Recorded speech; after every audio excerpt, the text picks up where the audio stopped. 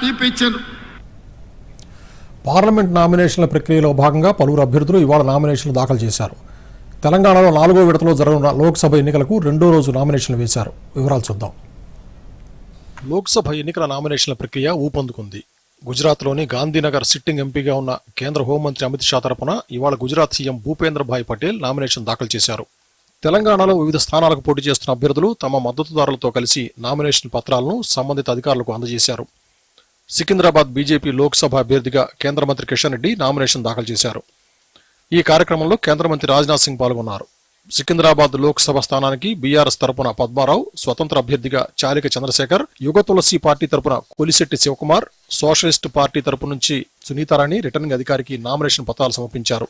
Mahabub Nagar Congress MP అభ్యర్థిగా Vamshichand Reddy nomination కార్యక్రమంలో ముఖ్యమంత్రి రేవంత్ రెడ్డి పాల్గొన్నారు. రిటర్నింగ్ అధికారికి వంశీచంద్ రెడ్డి నామినేషన్ పత్రాలు సమర్పించారు.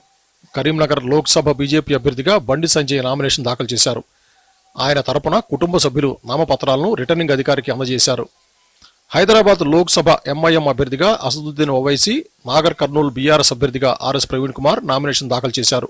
ఖమ్మం బీజేపీ అభ్యర్థి వినోద్రావు, పెద్దపల్లి కాంగ్రెస్ అభ్యర్థిగా గడ్డం వంశీకృష్ణ, బీఆర్ఎస్ అభ్యర్థిగా కొప్పుల ఈశ్వర్, భువనగిరి సిపిఎం అభ్యర్థిగా ఎండి జహంగీర్, బీజేపీ అభ్యర్థిగా బోరా నర్సయ్య గౌడ్ నామినేషన్ దాఖలు చేశారు. నిజామాబాద్ లోక్సభ నియోజకవర్గానికి సంబంధించి 6 అభ్యర్థులు మొత్తం 7 నామినేషన్లు దాఖలు చేశారు. బీఆర్ఎస్ అభ్యర్థిగా బాజిరెడ్డి గోవర్ధన్ 2 సెట్ల నామినేషన్లు వేశారు. చేవెళ్ల పార్లమెంట్ నియోజకవర్గానికి MCPI U party BLF front ఆధ్వర్యంలో వనం సుధాకర్, బీఆర్ఎస్ అభ్యర్థిగా Kasani Gnaneshwar, Indian National League party అభ్యర్థిగా మహమ్మద్